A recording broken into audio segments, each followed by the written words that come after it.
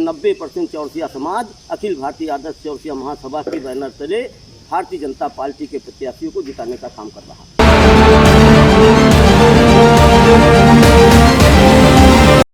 वो खुद समझे, वहाँ तो गिनती के लोग हैं, आप खुद जानते हैं।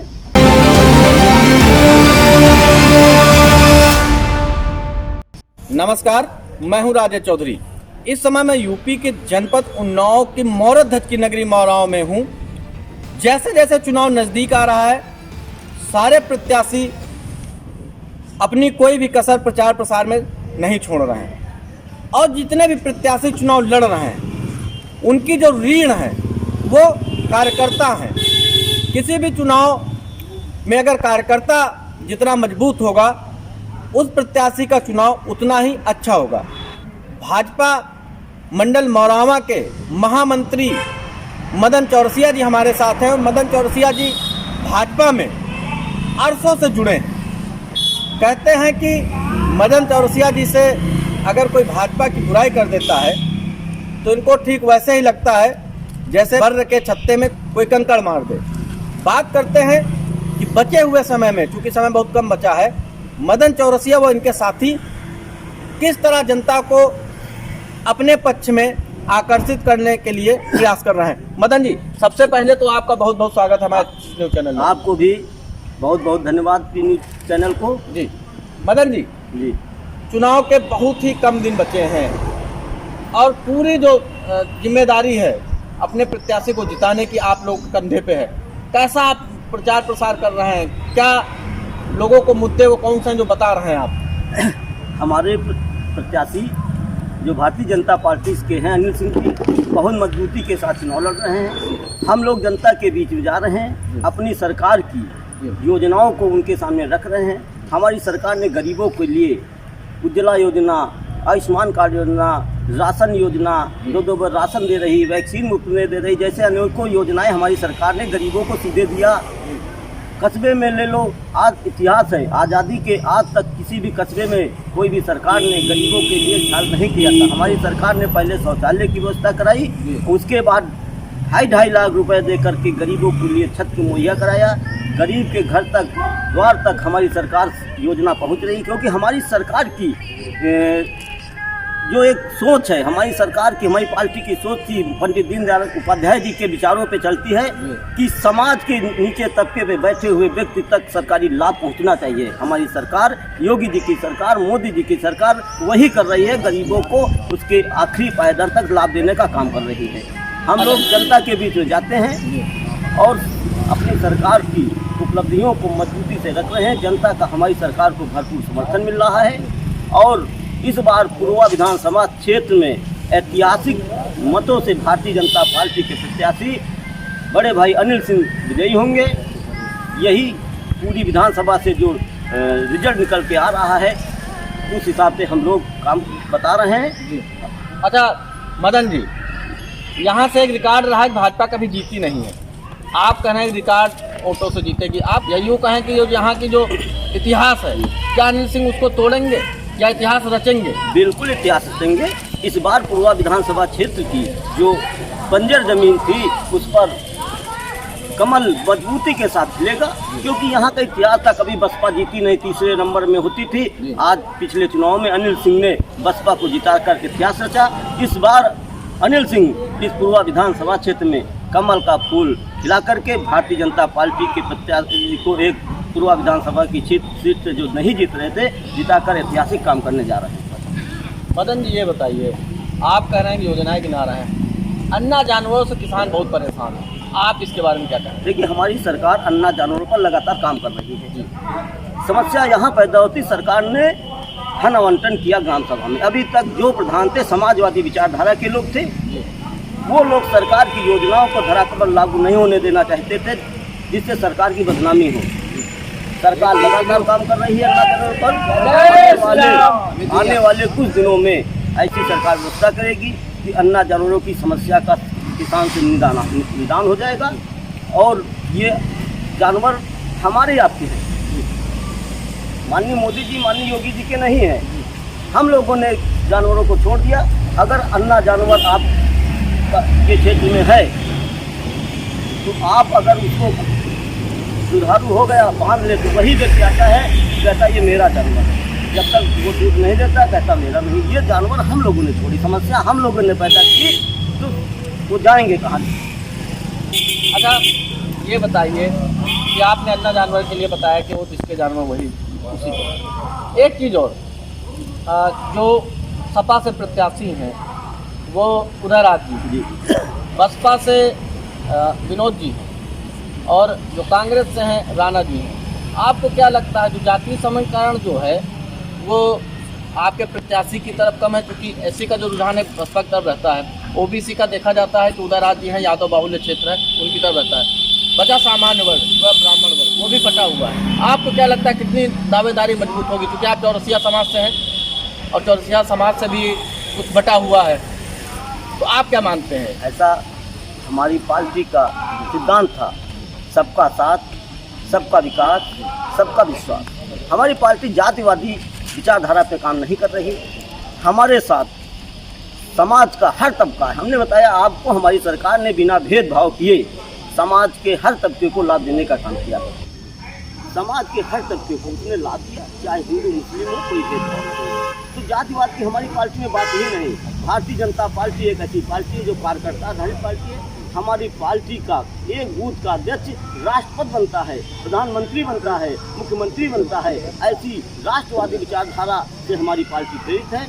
हम पार्टी के उन्हीं नियमों सिद्धांतों पे हमारी पार्टी काम कर रही है। इसलिए इस विधानसभा क्षेत्र में हमारी पार्टी के साथ 100 में 80 हमारा है और बाकी में बंटवारा है। बाकी में बंटवारा क्या है? मुस्लिम क्या हुआ, आप संकेत कर रहे हैं क्या? नहीं, मुस्लिम हमारी पार्टी हिंदू मुस्लिम सबको साथ लेके चलने का काम कर रही है। जो मेरे साथ आ रहा है उसका हम स्वागत करते हैं। हमारा ये नहीं है, अगर ये करते तो हम लोग जो योजनाओं का लाभ मुस्लिम समाज को भी दिया है हर तरह से सुना देते। लेकिन हमारी पार्टी विचारधारा पार्टी की थी, हमारे प्रधानमंत्री जी की विचारधारा थी, हमारे मुख्यमंत्री जी की विचारधारा है कि सबको सम्मान मिले, सबको उसका लाभ मिले।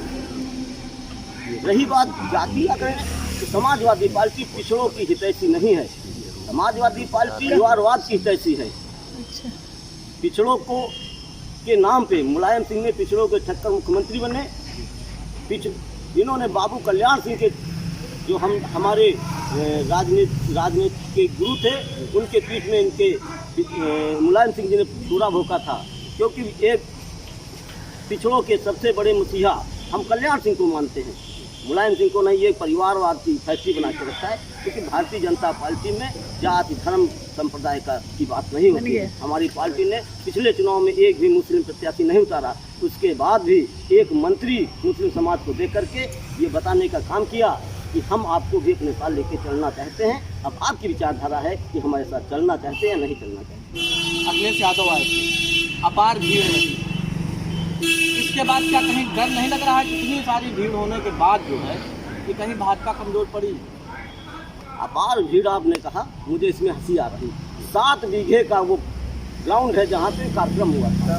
7 बीघे में कितनी भीड़ आ सकती है, ये आप आकलन कर ले। 7 विधानसभा के लोग वहाँ एकत्रित हुए थे। 6 उन्नाव की, एक हरचंदपुर के विधानसभा के लोग यहाँ आए थे।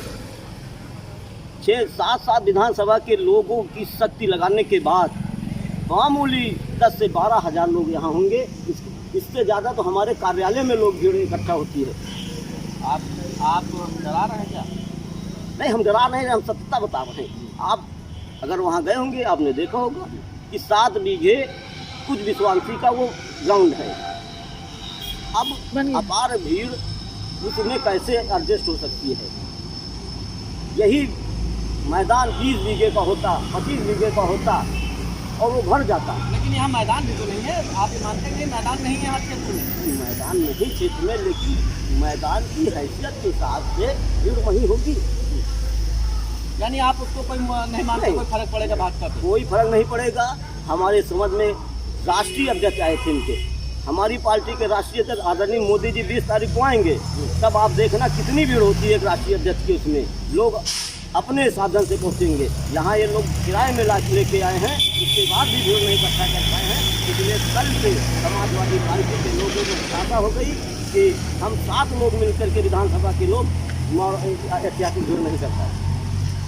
जी, एक चीज़ और, आप अखिल भारतीय चौरसिया महासभा के जो हैं पदाधिकारी हैं और बड़े पदाधिकारी हैं।